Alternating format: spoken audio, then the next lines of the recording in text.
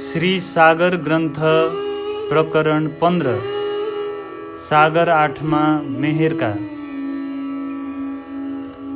महामती श्री प्राणनाथजी भन्नुहुन्छ, अब म श्री राज्यको कृपा सागरको वर्णन गर्दछु। श्री राज्यको कृपाको सागर एकदमै शोभाले सम्पन्न छ। यसको अपार सुखहरूको लहर निरन्तर उठिरहन्छन्। श्री राज्यको आदेश उहाँको कृपाको अधीन छ।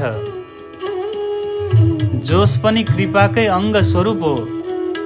शाश्वत प्रेम एवं जागृत बुद्धिको ज्ञान पनि उहाँकै कृपाद्वारा प्राप्त हुँदछ। जहाँ श्री राज्यको असीम कृपा पूर्ण रूपले हुन्छ, उहाँ अरू वस्तुको आवश्यकता के बाँकी रहन्छ र? तर श्री राज्यको कृपा उनीहरूमा नै हुन्छ जसको मूल सम्बन्ध श्री राज्यसँग छ। सर्वप्रथम ब्रह्म आत्माहरूमाथि श्री राज्यको असीम कृपा हुन्छ। तदनुपरान्त उहाँको आदेश उनीहरूलाई प्राप्त हुन्छ। यसको साथसाथै ज्ञान एवं आवेश आदि पनि प्राप्त हुन्छ। आफ्नो अङ्गनाहरूका लागि श्री राज्यले कुनै पनि प्रकारको कमी रहन दिनुहुन्न। ब्रह्म आत्माहरूमाथि अपार कृपा गरेर उनीहरूलाई प्रेमको महत्त्व सम्झाउनका लागि यस नश्वर जगतको रचना भएको हो। यसैले यो खेलमा पनि श्री राज्यले उनीहरूलाई कृपापूर्वक खेलाइरहनु भएको छ। जसबाट श्री राज्यको कृपा दूर हुन्छ, उसलाई यो सम्पूर्ण खेल विषतुल्य लाग्न थाल्नेछ। यो जगतमा श्री राज्यको कृपा दुई प्रकारले देखिएको छ। जगतका जीवहरू उहाँको बाह्य कृपा अर्थात् भौतिक सुखलाई मात्र देख्दछन्। तर जो आन्तरिक कृपाबाट वञ्चित हुन जान्छ, ऊ अन्तत्वगत्वा श्री राज्यको सानिध्यबाट पनि वञ्चित हुन जान्छ। वास्तवमा आन्तरिक कृपा नै विशेष मानिएको छ। श्री राज्यले बाह्य र आन्तरिक दुवै कृपा प्रदान गर्नुहुन्छ। जसले अन्तिम समयसम्म श्री राज्यप्रति दृढ श्रद्धा राख्दछ, उसलाई कुनै पनि प्रकारको कमी आउँदैन। श्री राज्यको असीम कृपा जसमा हुन्छ, त्यो आत्माले पाँचै तत्त्वमा अर्थात् पुरै जगतमा उहाँको कृपाको नै दर्शन गर्दछ। उसका लागि यो पिण्ड तथा ब्रह्माण्ड सबै कृपामय हुँदछ। यस्तो आत्माले स्वयंलाई कृपाकै भित्र पाउँदछ। जसमा श्री राज्यको कृपा हुन्छ, त्यो आत्माले यो दुःखमय जगतमा पनि दुःखको होइन, सुखको नै अनुभव गर्दछ। यही नै त श्री राज्यको कृपाको विशेषता हो। परमधाममा सदैव सुख नै सुख छ। यसैले त्यहाँ ब्रह्म आत्माहरूलाई सुखको स्वादको अनुभव भएन। वस्तुतः दुःख प्राप्त भएपछि मात्र नै सुखको स्वाद प्राप्त गर्न सकिन्छ। अब श्री राज्यको कृपाले नै ब्रह्म आत्माहरूको आत्मदृष्टि खुल्दैछ। यो दुःखमय जगतमा रहँदा रहँदै पनि श्री राज्यको कृपाले स्वयंलाई दुःखबाट टाढा देख्न सकिन्छ। श्री राज्यको कृपाले नै सदैव अखण्ड सुख प्राप्त हुँदछ। मैले हृदयपूर्वक विचार गरेर हेर्दा थाहा भयो कि जहाँ पनि उहाँको प्रेम छ, त्यहाँ त्योभन्दा पहिलेदेखि नै उहाँको कृपा छ। किनकि उहाँको कृपाद्वारा नै प्रेमको प्रादुर्भाव हुन्छ। श्री राज्यले जसलाई आफ्नो ज्ञान दिनुहुन्छ, उसलाई आफ्नो कृपाद्वारा सन्देह रहित बनाइदिनुहुन्छ। उहाँको कृपाले सबै गुणलाई तानिदिन्छ। जसबाट उहाँको आदेश तथा जोस पनि तानिएर आउँछ। श्री राज्यले जसलाई आफ्नो कृपा दृष्टि अन्तर्गत लिन चाहनुहुन्छ, उहाँले उसको शरीरलाई पहिलेदेखि नै योग्य बनाइदिनुहुन्छ, जसबाट उसको गुण, अङ्ग तथा इन्द्रियहरू सबै कृपामय हुन्छन् र पछि त्यो शरीरमा कृपापूर्वक आत्मालाई प्रवेश गराइदिनुहुन्छ। जसमाथि श्री राज्यको कृपा हुन्छ, उसको लागि उहाँकै कृपाको नै बैठक, सिंहासन, चंवर, शिर छत्र, सहचारी, सैन्य तथा इच्छा अनुकूल वाद्य यन्त्र आदि प्राप्त हुन्छ। जसलाई धनीको अपार कृपा हुन्छ, उसको वाणी तथा व्यवहारमा पनि रात दिन त्यही कृपा झल्किरहन्छ। अन्ततः आत्मालाई मूल मिलावाको सुख पनि यही कृपाद्वारा नै प्राप्त हुँदछ। श्री राज्यको कृपा तथा उहाँको आदेशले नै ब्रह्म आत्माहरू पूजा अर्चना तथा वन्दना गर्दछन्। यस प्रकार ब्रह्म आत्माहरू कृपाको छत्र छायामा बसेर प्रेम तथा ज्ञानको रस आस्वादन गर्दछन्। जहाँ कृपा हुन्छ त्यहाँ सबै हुन्छ। यो कृपा सुरुदेखि लिएर अन्तिमसम्म रहिरहन्छ। यही कृपाको कारण सत्य सङ्गत प्राप्त हुन्छ। महामतीजी भन्नुहुन्छ, यस प्रकार यस कृपाको वर्णन म कसरी गरौँ? यो कृपाको सागरमा बाह्य तथा आन्तरिक दुवै प्रकारको सुख प्राप्त हुन्छ। वस्तुतः जहाँ कृपा हुन्छ त्यहाँ सबै प्रकारको सुख प्राप्त हुन्छ। श्री राज्यको कृपाले नै यो नश्वर जगतमा ब्रह्म आत्माहरू अवतरित भएका हुन्। उहाँकै कृपाद्वारा जगतका जीवहरूलाई अखण्ड मुक्ति स्थलको सुख प्राप्त हुनेछ। वस्तुतः यो सब श्री राज्यकै कृपाको प्रताप हो। श्री राज्यको कृपाको वर्णन कसरी गरौँ? उहाँको प्रशंसा गर्नका लागि शब्द पनि मौन रहन्छन्। उहाँको यो आन्तरिक कृपा उहाँकै दृष्टिमा रहन जान्छ, अर्थात् जसमाथि उहाँको कृपा दृष्टि हुन्छ उसलाई अपार सुख प्राप्त हुन्छ।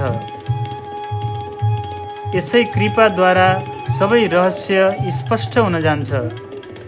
यसैबाट सबै सिद्धान्तको मूल्याङ्कन हुन्छ।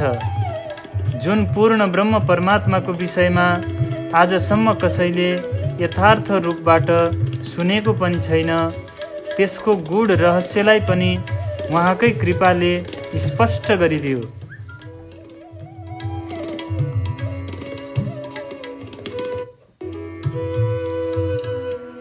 श्री राज्यको हृदयमा स्थित यो कृपाको वर्णन म कसरी गरौँ? उहाँले जसलाई हृदयमा लिनुहुन्छ त्यहाँ सबै सम्पदाहरू आउँदछन्।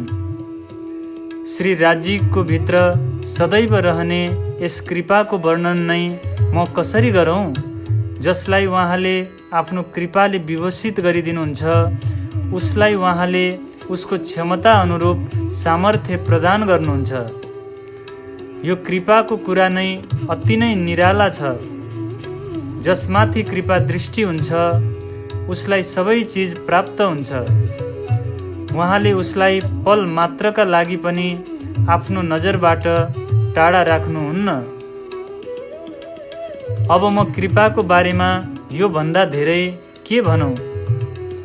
जुन ब्रह्मा आत्माहरूका हृदयमा श्री राज्यको वास छ उसैमा उहाँको कृपा पनि, उसैमा उहाँको कृपा दृष्टि पनि छ।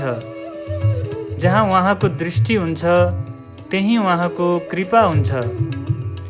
यसैले ब्रह्म आत्माहरूलाई श्री राज्यको कृपाको अतिरिक्त अन्य सबै चिज विष तुल्य लाग्दछ। श्री राज्यको कृपाको महिमा एकदमै विशेष छ, तर सम्बन्ध बिना त्यो प्राप्त हुन सक्दैन। वस्तुतः ब्रह्म आत्माहरूकै सम्बन्ध श्री राज्यसँग छ। उनीहरू नै तेजमय भूमि परमधाममा रहन्छन्। जसरी श्री राज्यको कृपा प्राप्त हुन्छ त्यसरी नै उहाँको जोश तथा उहाँको आज्ञा प्राप्त हुन्छ। वस्तुतः यो कृपा तेजोमय शक्तिसँगै रहन्छ। उसको साथमा श्री राज्यको प्रेम तथा ज्ञान पनि रहन्छ। श्री राज्यको यो कृपा सागरमा मधुर सुख तथा शान्ति छ। कृपा तथा प्रेम दुवै श्री राज्यकै अङ्ग हुन्। कृपाद्वारा धामधनीसँग मिल्ने चाहना उत्पन्न हुन्छ। धामधनीको कृपाको कारण अति महान छ। जसमाथि यो कृपा हुन्छ उसलाई उहाँले आफ्नो अनुरूप बनाइदिनुहुन्छ। श्री राज्यको कृपाले नै ब्रह्म आत्माहरूका लागि यो नश्वर जगतको रचना भएको हो। साथै यसमा ब्रह्म आत्माहरू तथा ईश्वरी सृष्टिहरूको अवतरण सुरताको रूपमा भएको हो। श्री राज्यको कृपाले नै उहाँको सन्देश लिएर रसुल यो जगतमा आउनुभयो। सद्गुरु श्री देवचन्द्रजी महाराज पनि श्री राज्यकै कृपाद्वारा तारतम ज्ञान रूपी कुञ्जी लिएर यहाँ आउनुभयो र उहाँले पूर्ण ब्रह्म परमात्माको पहिचान गराउनुभयो। श्री राज्यको कृपाले नै सद्गुरु श्री देवचन्द्रजीले मलाई तारतम ज्ञान रूपी कुञ्जी प्रदान गर्नुभयो, जसद्वारा मैले रसुलद्वारा निर्दिष्ट 3 स्वरूपको रहस्यलाई स्पष्ट गरेँ।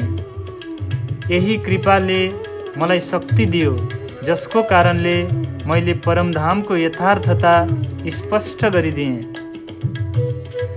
श्री राज्यको कृपाले नै धर्म ग्रन्थको गूढ रहस्य स्पष्ट भयो एवं आत्मा जागृतिको अन्तिम दिन पनि प्रकट गरिदिनुभयो। यही कृपाद्वारा ब्रह्म आत्माहरूले यो रहस्यलाई बुझे र मूल मिलावाको प्रेम संवादको गूढ रहस्यलाई पनि स्पष्ट गरिदिनुभयो। वस्तुतः ब्रह्म आत्माहरूमा नै यो कृपा भएको छ, किनकि यो नै सर्वश्रेष्ठ समुदाय हो।